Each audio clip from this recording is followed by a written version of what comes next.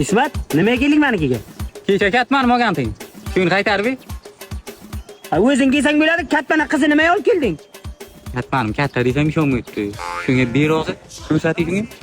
Hozirroq kelaman.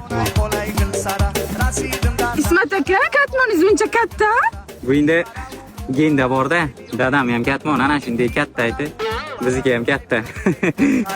Haqiqatan. Ketmaningiz ahvoliga qarang, shu ham ketmanmi? Ketman degan bir Ismatni ketmandek katta bo'lmaydi, bir mazza qilib yer chopsang, "Mang oling ey." Unang endi o'zing xotiring ketmon kichkina deb izlasak yomon ekanda. O'ylayda shu katmoningizdan buncha chiroyli bu.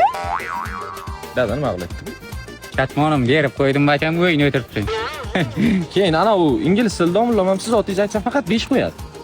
Katmon kichida bacham. Katmon. Men sizni tabriklayman. Sizni katmoningiz dunyodagi eng katta katmon sifatida Guinness rekordlar kitobiga kiritildi. Tushunayapsizmi buni? Zo'r bo'ldi-da. O'zi bilgandim-man. Dadam katmoni ham Guinnesslar rekordiga kirgan. Bizga ham mana kiribdi, xursandman ardishi. Singlim bitta narsaga hayronman-da. Muncha Ismat katmaniga yopishdingiz, nima zo'r shuni? Menikiga qarang, kichkinagina, choqligina maza qilib ishlatasiz. Menga ishlatib ko'ring.